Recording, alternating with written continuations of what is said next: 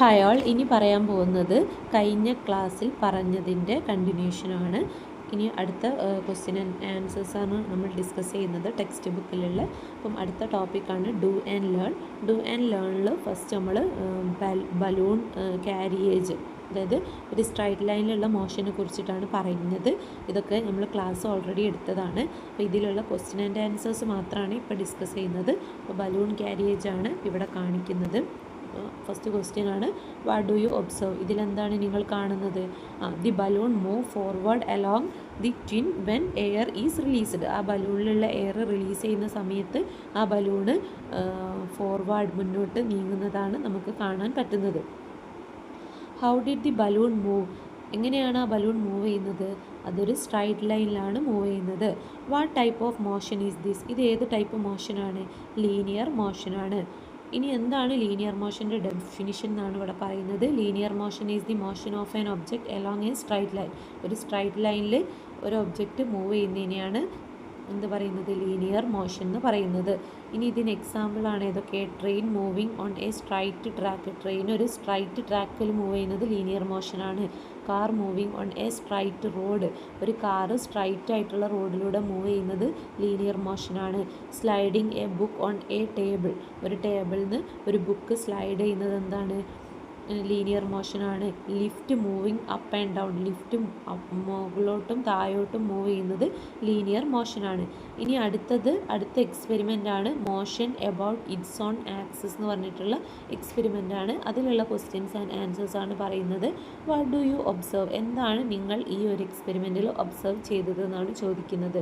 The ice cream ball rotate when the pencil is tuned. അതായത് pencil turn ചെയ്യുന്ന സമയത്ത്, കറക്കുന്ന സമയത്ത് ഐസ്ക്രീം ബോൾ റൊട്ടേറ്റ് ചെയ്യുന്നുണ്ട്.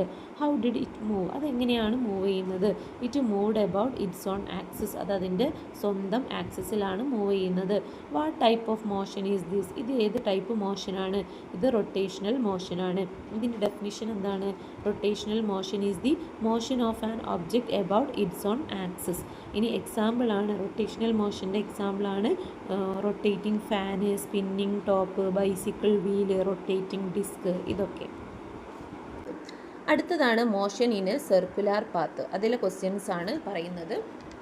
How does the second hand of a clock or watch move? എങ്ങനെയാണ് ഒരു വാച്ചിൻ്റെ second hand move ചെയ്യുന്നത് എന്നാണ് നമ്മൾ ചോദിക്കുന്നത്. It move in a circular path about a fixed point. ഒരു ഫിക്സഡ് പോയിന്റിൽ നിന്നിട്ട് സർക്കുലാർ പാത്തിലാണ് അത് മൂവ് ചെയ്യുന്നത്. What is a circular path? അടുത്തത് ചോദിക്കുകയാണ്, എന്താണ് circular path? The path in the shape of a circle is called circular path. അതായത് ഒരു സർക്കിളിൻ്റെ രൂപത്തിൽ വരുന്ന ആ ഒരു പാത്തിനെയാണ് സർക്കുലാർ പാത്ത് എന്ന് പറയുന്നത്. What type of motion is this? ഇത് ഏത് ടൈപ്പ് മോഷനാണെന്നാണ് ചോദിക്കുന്നത്. സർക്കുലാർ മോഷനാണ്.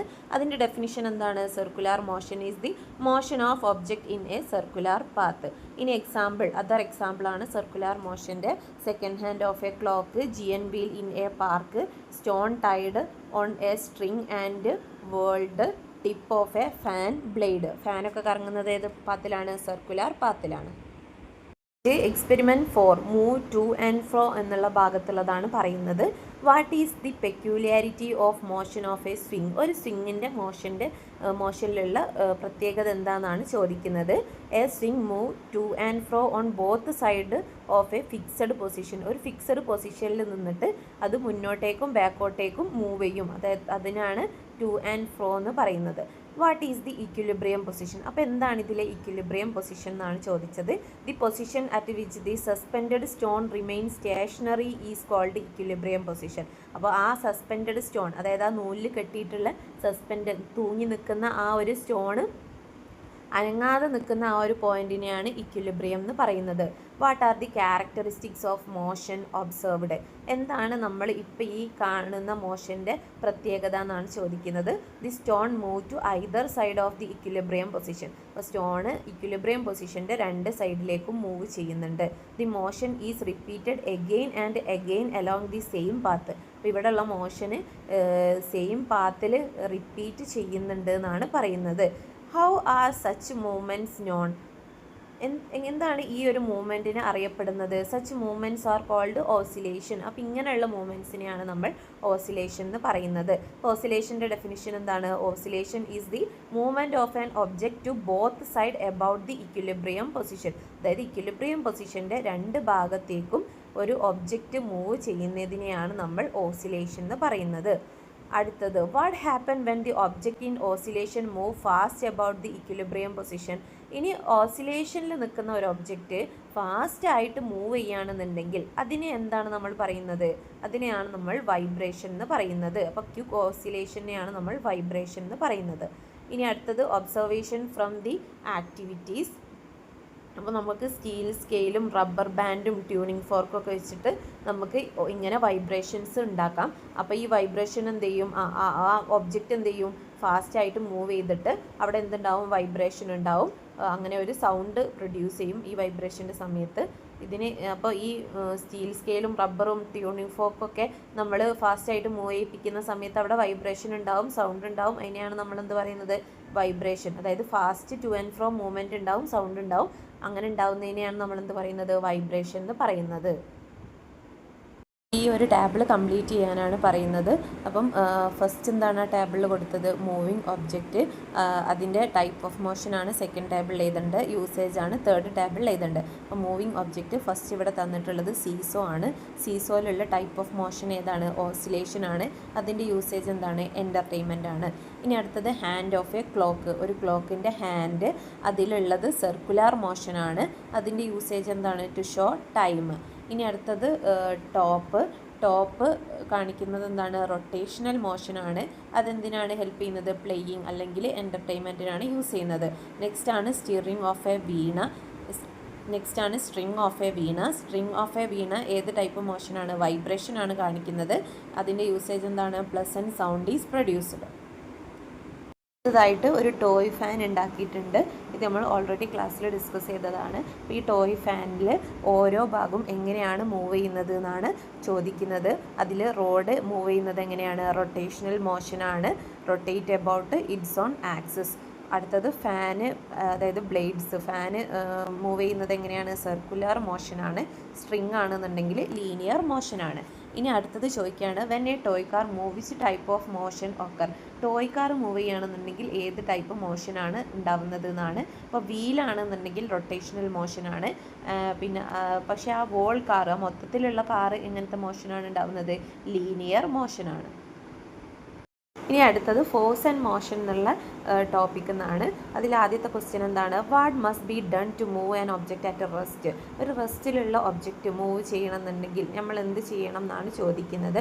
നമ്മൾ എന്ത് ചെയ്യണം? A force must be applied. ഒരു ഫോഴ്സ് കൊടുക്കണം, ഒന്നെങ്കിൽ പുഷ് ചെയ്യണം അല്ലെങ്കിൽ പുൾ ചെയ്യണം. How can a notebook on the table be moved. എങ്ങനെയാണ് ഒരു ടേബിളിലുള്ള നോട്ട്ബുക്ക് മൂവ് ചെയ്യുന്നത് എന്നാണ് ചോദിക്കുന്നത്. By pushing or pulling it. അതായത് ഒന്നെങ്കിൽ പുഷ് ചെയ്യുക, പുൾ ചെയ്യുക. അതായത് ഫോഴ്സ് അപ്ലൈ ചെയ്യുന്ന സമയത്താണ്. ഈ force apply during pushing or pulling. Push ചെയ്യുന്ന സമയത്തോ അല്ലെങ്കിൽ പുൾ ചെയ്യുന്ന സമയത്തോ ഫോഴ്സ് അപ്ലൈ ചെയ്യുന്നുണ്ടോ എന്നാണ് ചോദിക്കുന്നത്. Yes, pushing and pulling are forms of force. അതായത് പുഷിങ് അല്ലെങ്കിൽ പുള്ളിങ് എന്ന് പറയുന്നത് ഫോഴ്സിൻ്റെ രൂപങ്ങളാണ്. What happens when children act on the football. ഫുട്ബോളിൽ കുട്ടികൾ കളിക്കുന്ന സമയത്ത് എന്താണ് അവിടെ സംഭവിക്കുന്നത് എന്നാണ് ചോദിച്ചത്. അവിടുത്തെ സിറ്റുവേഷൻ എന്താ?